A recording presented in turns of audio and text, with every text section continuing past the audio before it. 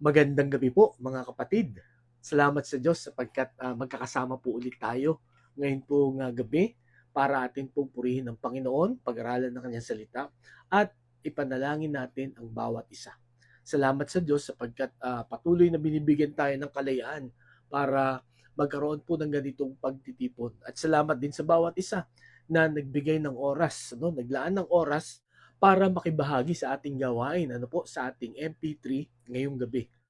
Kaya mga kapatid, kung handa na po tayong makinig ng kanyang salita, atin na pong buksan ang ating pong Bibles sa isang passage na buhat po sa ating pong Bible readings. At ito po ay makikita natin sa Isaiah chapter 55 verses 1 and 2. Isaiah 55, 1 and 2. Ang sabi po dito, "Come, all you who are thirsty, come to the waters, and you who have no money, come, buy and eat. Come, buy wine and milk without money and without cost. Why spend money on what is not bread, and your labor on what does not satisfy? Listen to me, and eat what is good, and your soul will delight in the richest of fare." God bless the reading of His Word. Tayo po ay manalangin. Dakilang Diyos, salamat po ulit sa gabing ito na kami pinagsama-sama mo. Salamat ulit sa pagkakataon namin po mapag-aralan ang inyong pong salita. Panginoon, salamat po sa inyo pong mga itinuturo sa amin sa mga nagdaang mga Miyerkules. Salamat po sapagkat ang inyong salita ay nagiging gabay namin sa amin pong pang-araw-araw na pagharap sa iba-ibang sitwasyon ng aming pong buhay. Ngayong gabi, kami po ay muling humihingi ng tulong sa inyo, ng karunungan sa inyo, upang maliwanagan kami, maintindihan namin, at amin pong magamit ang inyo pong salita para maiwasan namin ang mali at magawa namin ang tama.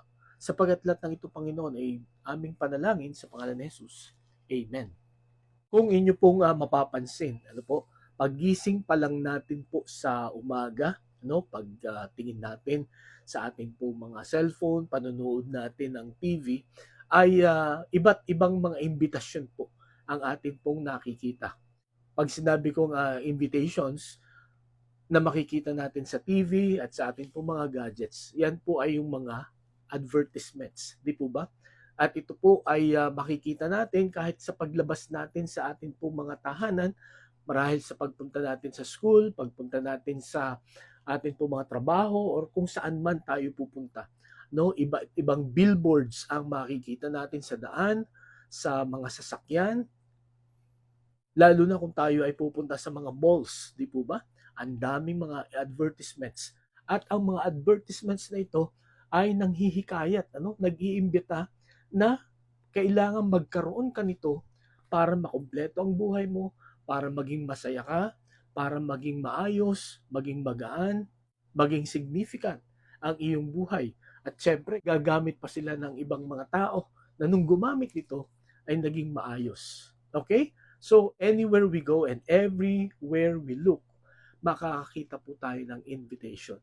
But sadly, ang nakakalungkot sa mga invitations na ito, yun nga, pagka ikaw ay tumugon, pagka ikaw ay bumili, pagka na-realize mo na, naku, kailangan ko ang bilhin ito para maging masaya ako, marirealize mo na yung mga produkto na yun, yung mga binili mo na yun, yung mga inaakala mo na magkukumpleto ng iyong buhay, ay hindi pala. Sapagkat minsan yung ating mga nabibili ay defective, minsan yung ating nabibili ay iba kaysa doon sa naka-display. Marami sa atin ang biktima niyan. Lalo na sa mahilig sa online shopping. Ang hirap pong mamili lalo na kung ito ay damit o kaya ay sapatos. Sometimes iba yung nasa picture at iba yung darating sa'yo. Kaya nadidisappoint ka, nanghihinayang, nalulungkot at sising-sisi ka dahil nagpabudol ka, ika nga. Ngunit mga kapatid, ngayon pong gabi, meron pong kakaiba, pambihira at kamangha-mangha na imbitasyon na naniniwala ako sa gabing ito. Bihira ang mga tao na nabibigyan ng imbitasyon na ito. Ang mga tao lang na nakakakita nito ay yung nag-aaral ng kanyang salita. At ang maganda sa pambihira na imbitasyon na ito po ay totoo, ito ay hindi peke, at ito talaga ang kailangan ng buhay natin. Ito ang kailangan ng ating pong mga kaluluwa. At nawa, once na atin po itong marinig, malaman ito pong imbitasyon na ito sa biyaya ng Panginoon, tayo pong lahat ay tumugon. Ano po? Tanggapin po natin ang imbitasyon na ito at makikita natin at mararanasan po natin na ito pala ang matagal na nating hinahanap. Itong imbitasyon pa lang ito ang magbibigay ng totoong kasiyahan or fulfillment sa atin pong buhay. Ang ating pong mensahe ngayong gabi ay aking pinamagatan, The Extraordinary Invitation. The Extraordinary Invitation. Ang kakaiba, ang kamangha-mangha na paanyaya. Kung atin pong babasahin ang mga nauna na mga chapters bago dumating po dito sa Isaiah chapter 55, makikita po natin, mababasa po natin sa chapter 50, ano po, yung kasalanan ng Israel. Ano po?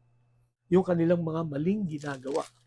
Lahat po ng kanilang ginagawa ay taliwas sa gusto ng Panginoon. Ngunit sa mga susunod po na chapters, 52, 53, ay ipinapakita naman dito yung prophecy kung papaano ililigtas ng Panginoon ang mga Israelites buhat sa kanilang mga kasalanan. At ito rin po ay prophecy para sa atin po na mga makasalanan kung paano tayo ililigtas.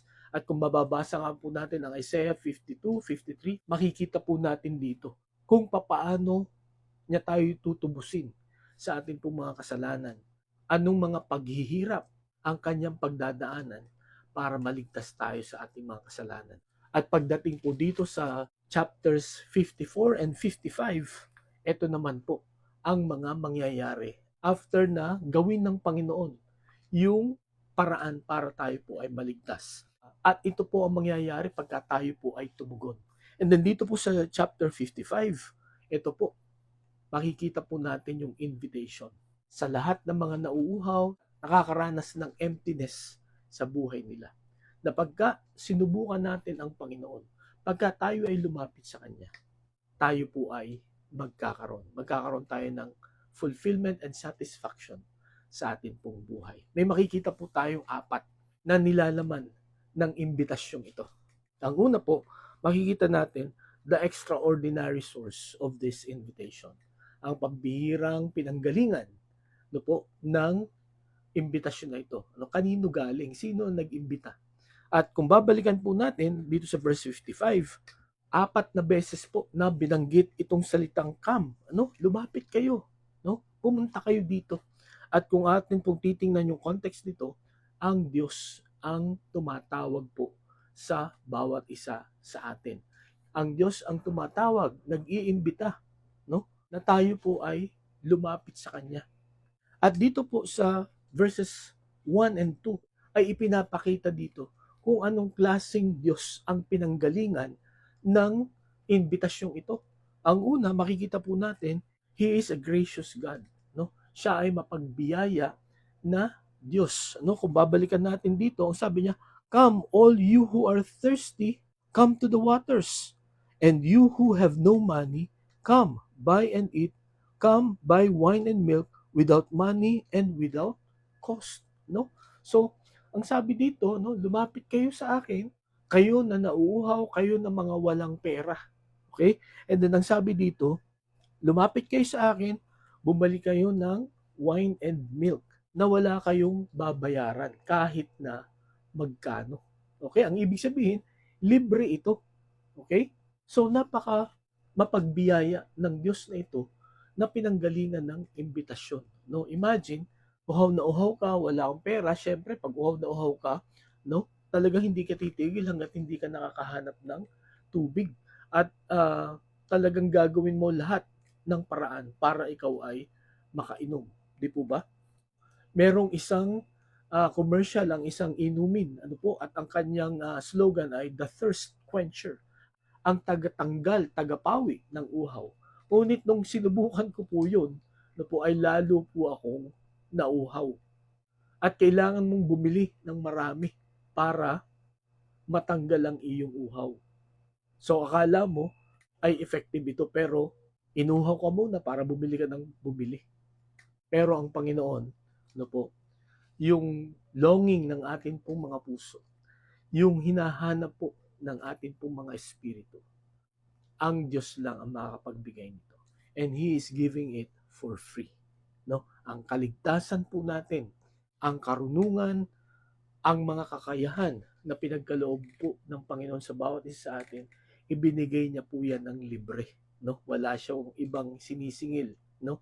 Hindi nga katulad ng iba na mga advertisement, talagang ikaw ay kanilang tutuksuhin na magkaroon noon. No? Pero sa tamang halaga. Di po ba?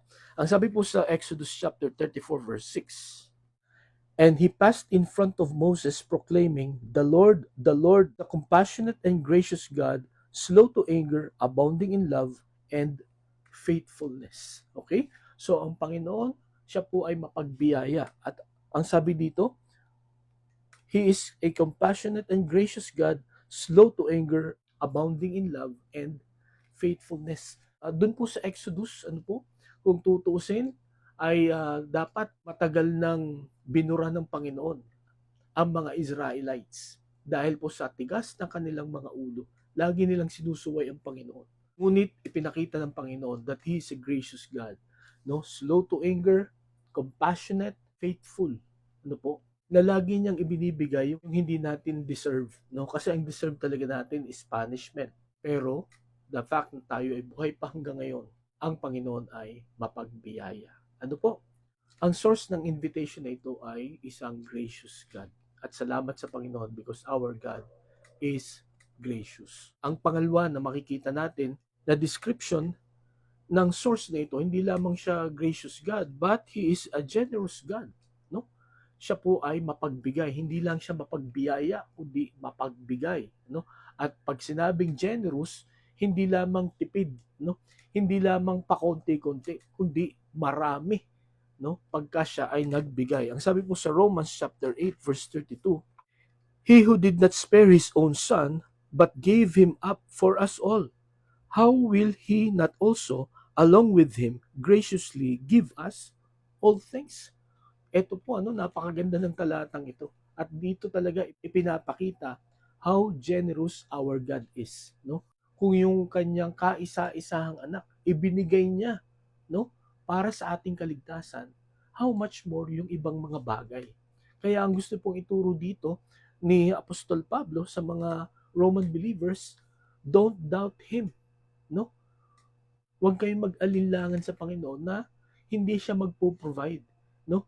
Huwag niyong isipin na this time, hindi tutugon ang Panginoon. This time, mauubusan siya ng blessing from heaven. Hindi po. Ang sabi dito ni Apostol Pablo, kung ang kanyang kaisa-isahang anak na ibigay niya, how much more all things. So the Lord will provide. Why? Because He is a generous God. So napakaganda, na isipin na itong pambihirang invitation na ito ay galing sa isang extraordinary source. No? It came from God. At again, kung babalikan natin itong Isaiah 55, 4 times na sinabi niya. At again, sa ating pong pag-aaral ng salita ng Panginoon, basta ito inulit, ito ay mahalaga at dapat mong pakinggan. Ito inulit ng 4 na beses. You come. No? Lumapit kayo. Lumapit kayo sa Panginoon. Because our God is gracious and generous. Hindi ko po alam kung ano ang perception nyo sa Panginoon. But when I was a child, ang kinalakihan ko pong paniniwala ay ang Diyos ay laging nagpaparusa. Ang Diyos ay laging galit. No? Kaya mahirap siyang lapitan, mahirap siyang tawagan. Kaya kailangan mo ng padrino. Kailangan mong kumausap ng isang tao na malapit sa Diyos para ipanalangin ka. Ngunit, kung atin pong mababasa ang salita ng Panginoon, ang Panginoon pwede mong tawagan anytime. Why? Because He is a gracious God and a generous God. At itong generous and gracious God na ito ay nag-iimbita na tayo ay lumapit. No? Hindi niya tayo pinapalayo. No? Hindi niya tayo pinag-i-stay sa certain place or in a distance, kundi you come. No? You come to me. No? Lumapit tayo sa Panginoon. Kaya ngayong gabi mga kapatid, merong extraordinary invitation sa atin. Our gracious and generous God. Kaya wag po tayong matakot, wag tayong mag-atupili. Kung tayo po ay may problema, pangangailangan, tumawag po tayo sa Panginoon. Let's call on the Lord. and He will respond. Okay? Ang pangalawa na makikita po nating laman nitong imbitasyon na ito, hindi lamang extraordinary source, but the extraordinary subjects. No? The extraordinary subjects. Yung mga pambihira na iniimbitahan. Okay? Sino yung kanyang mga iniimbita? At kung babalikan natin itong Isaiah 55, makikita natin dito, sabi niya, "Come all who are thirsty, come to the waters, and you who have no money, come buy and eat." So ang una po na iniimbita niya, okay, yung subject nitong invitation na ito ay people who are thirsty. No? This invitation is extraordinary because the invited were extraordinary. No? Those who are thirsty. Yung mga tao na nauuhaw.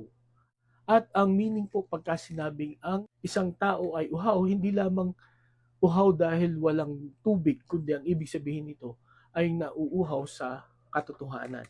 Ang sabi sa Psalm 42 verses 1 and 2, "As the deer pants for streams of water, so my soul pants for you, O God. My soul thirsts for God, for the living God. When can I go and meet with God?" So dito po sabi ng psalmist, no? Nauuhaw ako sa Panginoon, katulad ng isang usa na talagang gustong uminom ng tubig dahil sa pagod, no? Yung thirsty dito ay yung mga tao na nakakaranas ng pagod, no? Disappointment sa buhay na ito, na para bang trabaho ka ng trabaho, no? Wala kang na-accomplish, wala kang naiipon, no? Ang dami mo nang sinubukan para masatisfy ang iyong kaluluwa. Ngunit hindi pa rin, no? Para bang uhaw na uhaw ka, ang dami mo nang inom na iba-ibang forms of liquid, pero after that, uhaw ka pa rin, no? Hinahanap mo pa rin yung tunay na tubig na magbibigay ng satisfaction. At alam po ninyo, sadly, yan po tayo. Ang dami nating sinusubukan, ang dami nating inuuna sa buhay na ito. Ngunit ang nakakalungkot, after na gawin natin ang mga bagay na yun, parang empty pa rin tayo, parang may kulang pa rin. Mga kapatid, ang sabi po ng Isaiah 55, come, no? Come and you come, no? 4 na beses na tayo po ay iniimbita ng Panginoon na lumapit sa Kanya. No? Kung kayo ay nauuhaw, kung kayo ay napapagod na, kung kayo ay nauubusan na ng energy or ubos na ang inyong energy sa buhay na ito, lumapit tayo sa Panginoon. Siya lang ang makakapagpalakas sa atin, makapagbigay sa atin ng spiritual strength. Na pangmatagalan, sapagkat siya po ang ating Panginoon. Hindi lamang po the thirsty, but the empty. Yung mga walang-wala.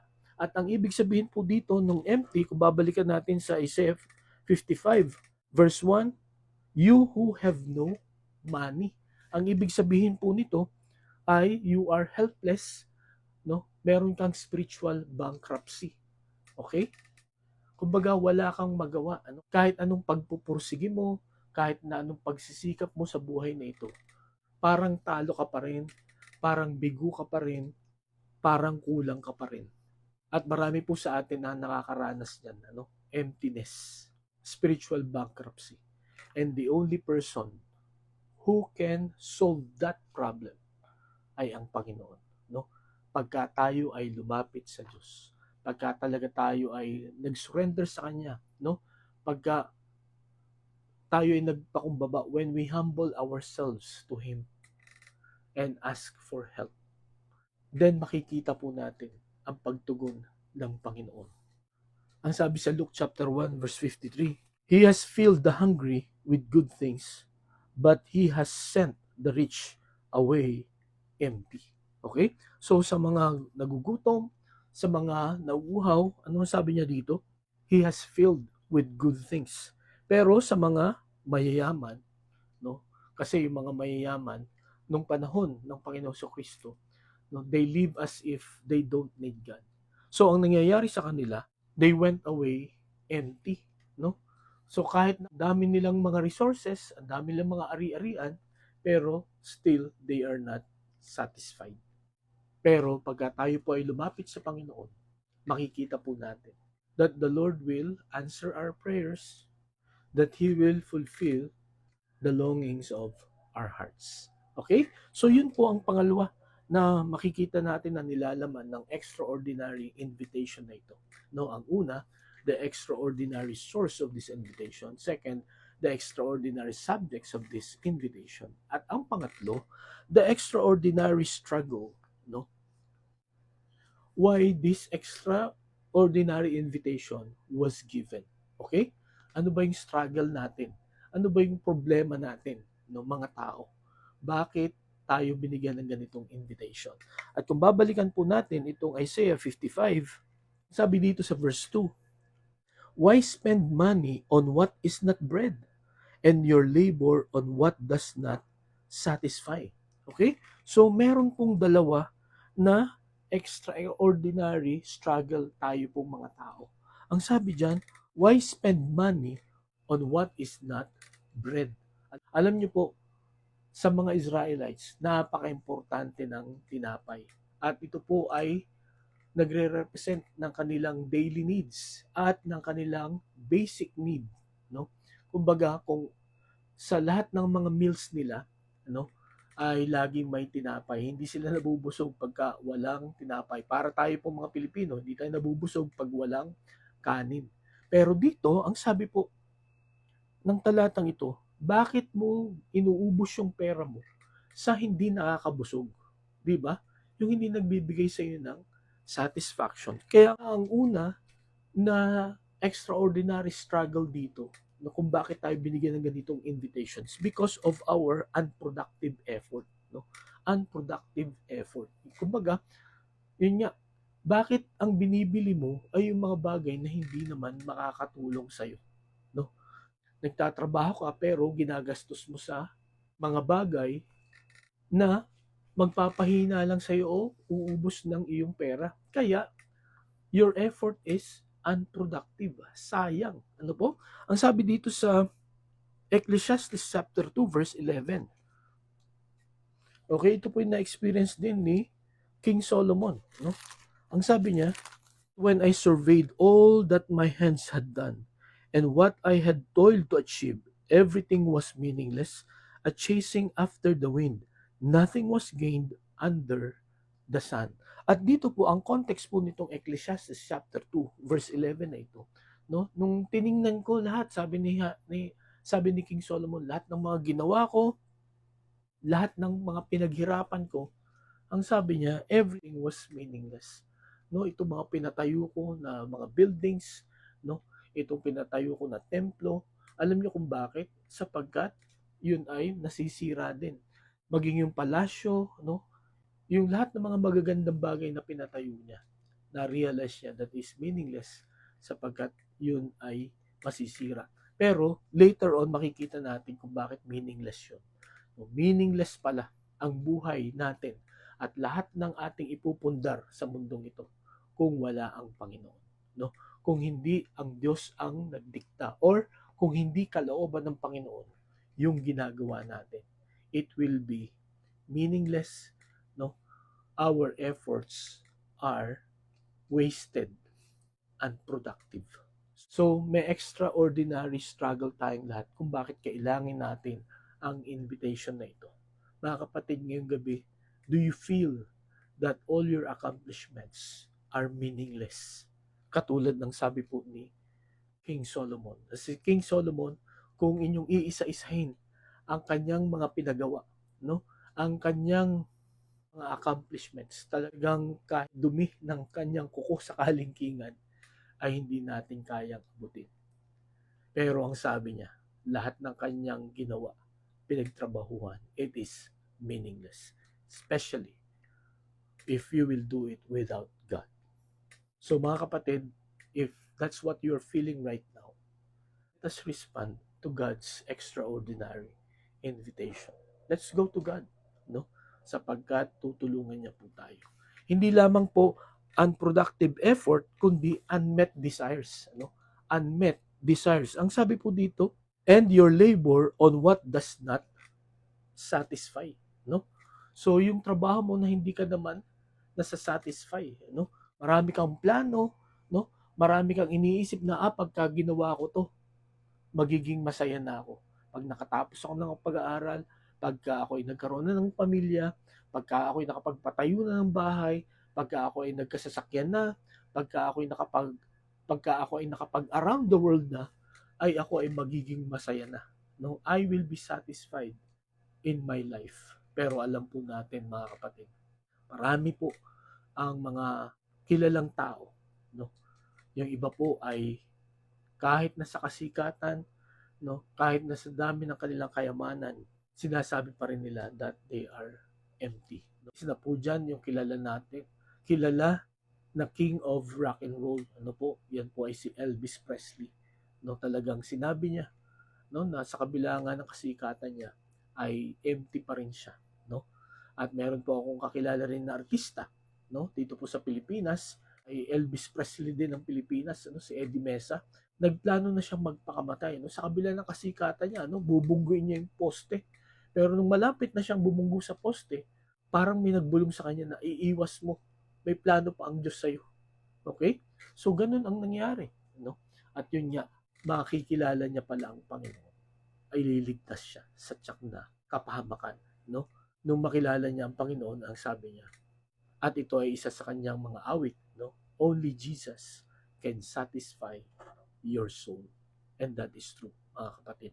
Kaya, kung marami po tayong mga unmet desires, no? Sa ating family, sa ating pong asawa, ang mga anak, no, mga loved ones, mga colleagues natin, mga boss natin, or sino man, no, sa kung ano man ang relationships natin. Marami tayong mga unmet desires. Mga kapatid, ang Panginoon lamang ang tunay na makakasatisfy sa atin. Kung kaya ngayong gabi, we need to go to the Lord. We need to respond sa kanyang extraordinary invitation.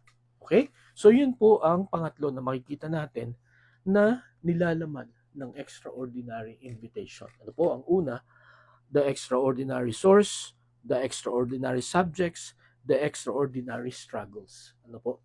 So, ang pang-apat at ang panghuli, at ito po ang mangyayari sa atin when we finally respond, no, sa invitation ng Panginoon. Ang pang-apat, the extraordinary sustenance. The extraordinary sustenance. So, ang Panginoon, pag tumugon siya sa atin, hindi one time, big time, kundi sustained. No? Pagka ipinagkaloob niya itong ating mga needs, pagka tayo tumugon sa kanyang imbitasyon, mararanasan po natin sa kahit anumang sitwasyon ng buhay natin. God will always help us. God is always there, no, to provide our needs. Ano? Balikan natin itong Isaiah chapter 55 verse 2. Ang sabi dito sa last part, listen to me and eat what is good, and your soul will delight in the riches of fare. Okay? Again, may dalawang salita siya na inuulit dito. Listen to me, no? Makinig kayo maigi, no, sa akin. Sabi niya, and eat what is good, and your soul will delight in the riches of fare. So, ang una po na gagawin niya sa atin for this extraordinary sustenance is continuous supply, no? Tuloy-tuloy na provision, no? Hindi pa putol-putol. At yun nga, hindi one time, big time, and then after that, bahala ka nang maghanap ulit ng ibang magsusupport sa iyo. Okay? Ang Panginoon, basta tumugon tayo sa extraordinary invitation niya, tuloy-tuloy ang kanyang provision. Hanggang sa kabilang buhay, the Lord will provide.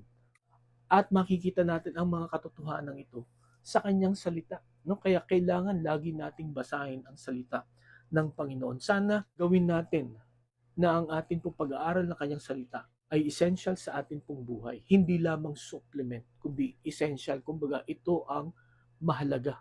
No? Na hindi natin sisimulan o tatapusin ang araw na ito na hindi natin nababasa. Hindi natin nalalaman ang instruction ng Panginoon buhat sa kanyang salita. Ang sabi sa John chapter 4 verse 14, but whoever drinks the water I give him will never thirst.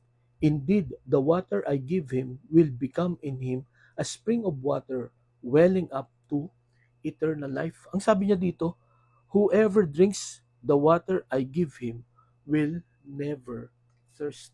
So, ang ibig sabihin po, pagka tayo po ay binigyan nitong tubig na ito ng Panginoon, hindi na mangyayari na mauuhaw ka. No? Bakit? Dahil continuous yung kanyang supply. No? Pagka naubos, meron na ulit. Pagka naubos, meron na ulit kasunod. So, hindi ka na makakaramdam ng uhaw. Yun ay kung ikaw ay patuloy na tutugon sa kanyang invitation. Kasi many times in our lives, no, yes, may experience natin ang provision ng Panginoon. Kaya lang pag naubos yun, natatakot na naman tayo, nagwo-worry na naman tayo, no, nag-iisip na naman tayo, naku, saan naman kaya ako kukuha? And sometimes nalilimutan natin, no, kung paano nag-provide ng Panginoon. Kaya minsan naghahanap tayo ng ibang mga suppliers, ano.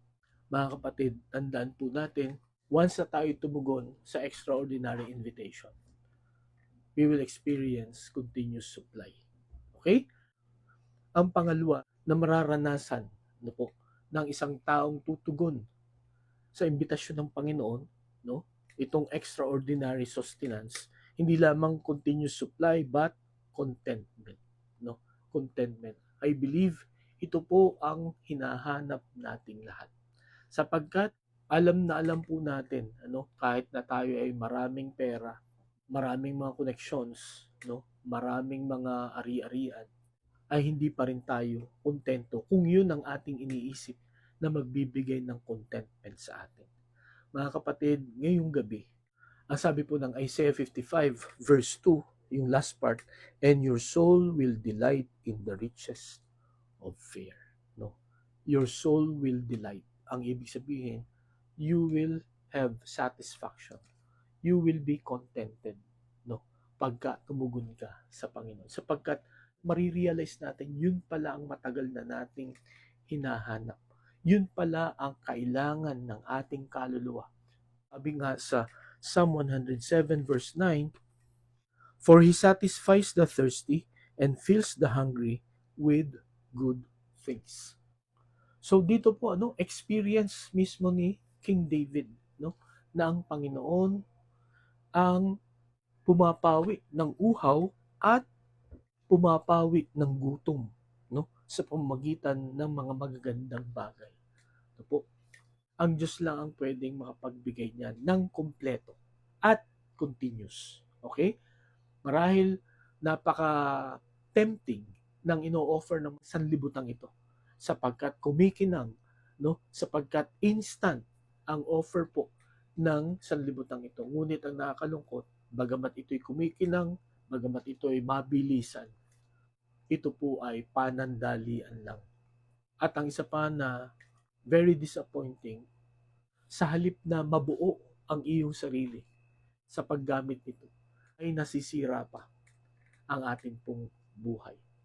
Samantalang, kung tayo po ay tutugon sa panyaya ng Panginoon, He will satisfy our thirst, He will fill our hunger with good things. No? Kaya mga kapatid, kung gusto mong makaranas ng mga magagandang bagay sa buhay mo, respond to God's extraordinary invitation. You come to Him. You surrender your life to Him. You humble yourself to Him. Sapagkat hanggat ang Panginoon ay number 2 or number 3 or number 4 sa iyong mga options, you will never experience this. No? Kailangan gawin mo siyang number 1. Okay? Hindi naman ibig sabihin nito na kalimutan mo ng lahat ng meron ka, kundi ang gusto ng Panginoon, unahin natin siya. No? Unahin muna natin yung nagbigay sa atin ng mga bagay na ito. No? Sapagkat tuturuan niya tayo how to manage this and how to use this for our enjoyment. Kaya ngayong gabi mga kapatid, meron po tayong 4 na nakita na nilalaman nitong extraordinary invitation na ito. At ang invitation na ito, mga kapatid, ito ay libre. At ito po ay para sa lahat ng nauuhaw, para sa lahat ng walang-wala. At nung ang imbitasyong ito ay 4 na beses na binanggit, ang ibig sabihin, we have to respond immediately, no? Hindi mo na kailangan pag-isipan, hindi mo na kailangang ipanalangin kung lalapit ba talaga ako sa Panginoon. Kasi ito talaga ang hinahanap natin na satisfaction, contentment sa buhay na matagal na. Salamat sa Diyos for this extraordinary invitation na ito po ay para sa ating lahat na nangangailangan sa ating Panginoon. Ang dalangin ko po ngayong gabi, tayo po ay tumugon agad upang maranasan natin ang kanyang biyaya, ang kanyang katapatan, at ang kanyang pagpapala. Tayo po ay manalangin. Dakilang Diyos, salamat po sa inyong salita na aming napag-aralan. Salamat po sapagkat bagamat karapat dapat kaming parusahan, karapat dapat kaming itapon sa impyerno dahil sa amin pong mga kasalanan. Salamat po Panginoon sapagkat ang Diyos ay mapagbiyaya, ang Diyos ay mapagbigay. Ginawa mo ang lahat, Lord, para kami ay tumugon, kami ay lumapit sa Panginoon. Kaya Lord, kung merong ilan sa amin ngayon ang talagang nakakaranas ng emptiness and thirst sa kanyang buhay, nawa ang matanim sa kanyang puso't isipan ngayong gabi, lumapit, tumugon kami sa Panginoon. Sapagkat the Lord will provide continuous supply and contentment in our lives. Na yun talaga, Panginoon, ang hinahanap namin sa buhay na ito, sa magulong mundong ito. Sa mundong ito, punong-puno ng comparison and competitions, Panginoon. Kailangan namin ang Panginoon na nagbibigay ng contentment and satisfaction. Kaya Lord, ikaw daw ang kumilos sa buhay namin, nawa ay hindi namin makalimutan ang salita mong aming narinig ngayong gabi. Sapat lahat ng ito'y dalangin namin sa pangalan ni Jesus. Amen. Maraming salamat po sa inyong pakikinig. Pagpalain tayo ng Panginoon, mag-ingat po tayong lahat at magandang gabi sa bawat isa.